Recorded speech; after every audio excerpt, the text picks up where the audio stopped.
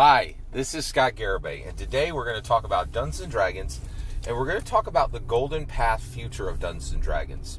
And basically, I think the first 47 years of Dungeons & Dragons, which is where we're at right now, were spent mastering one of the three pillars of Dungeons & Dragons, the least useful, right, which is combat. The three pillars of Dungeons & Dragons, and they've been around for forever in the game. They were named in 5th edition.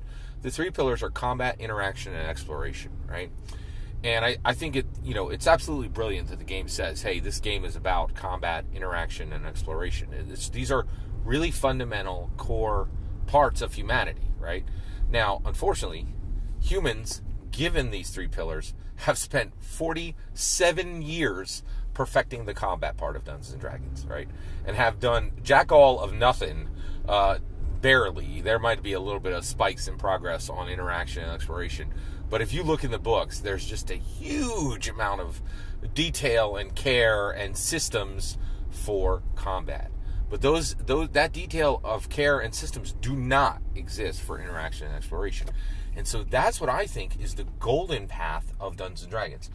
What I'm hoping is that we spend 20 years perfecting, is that we realize what the game is and spend the next 20 years in parallel doing the same level of myopic systematizing for exploration and for interaction as we have done for combat. And that's the golden path forward, okay?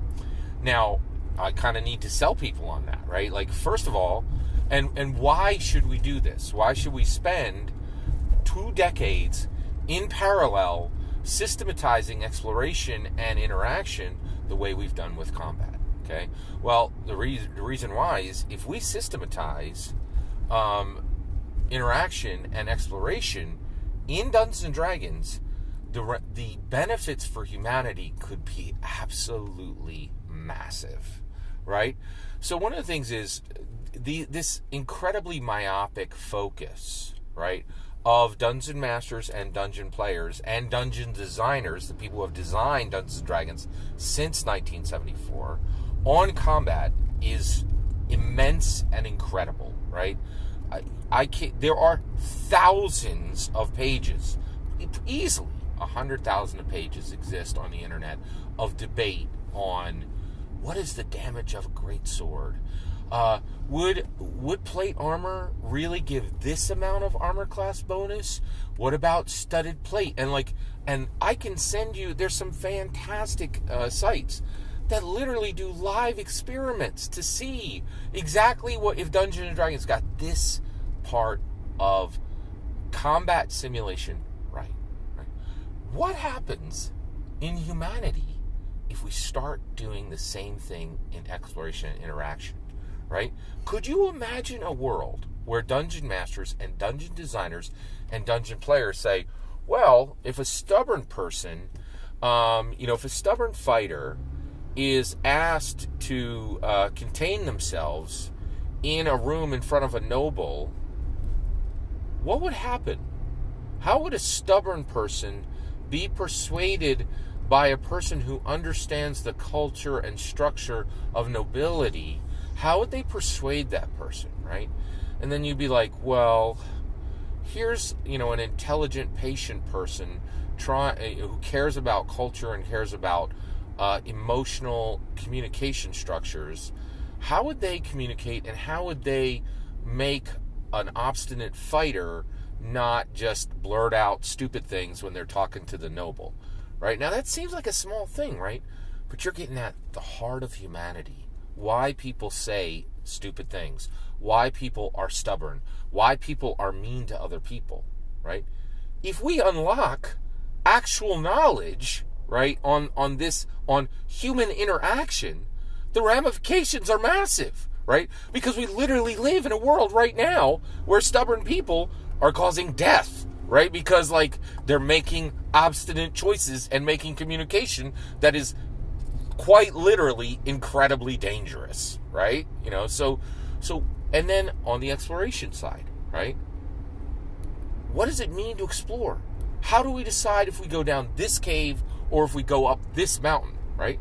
Well, that means, do we spend the next 5 years as human beings exploring the Marianas Trench, or do we take the same 40 billion we're going to spend on that and go to Venus, right? Like the ramifications are massive, right? And honestly, I love what Gary Gygax did. He didn't fail, right? He set it up.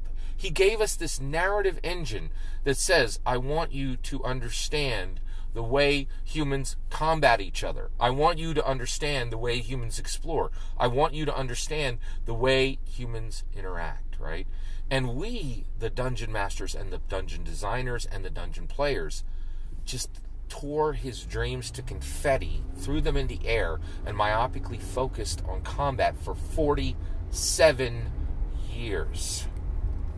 I'm telling you, this narrative engine that is Dungeons & Dragons is the key to humanity's intellectual evolution, right? And that we have this incredibly popular, incredibly beautiful, incredibly alluring system which draws the most confident, smartest, most charismatic people in the world to it, right? And if we can get them focusing on what the models are for human exploration and for human interaction, the benefits that Dungeons and Dragons can give to the world will be multiplied 100 or 1,000 or 10,000 fold. Right? We made a mistake. We can correct it. Gary Gygax was like, humans combat each other. Humans explored. Humans interacted. And for 47 years, we were like, is the greatsword damage correct? Is slashing damage as big as bludgeoning damage?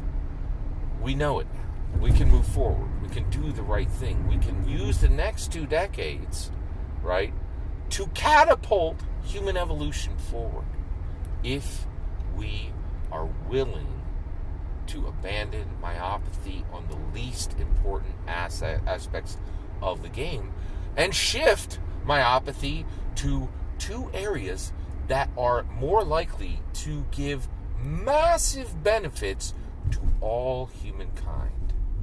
That is my opinion. What do you think? I'd love to hear your thoughts. Are you willing to do this? Are you willing to shift your myopathy to something of more value? I am. All that's my opinion. I'd love to hear what you have to say. Let me know in the comments below. Please consider liking and subscribing, and have a wonderful millennium.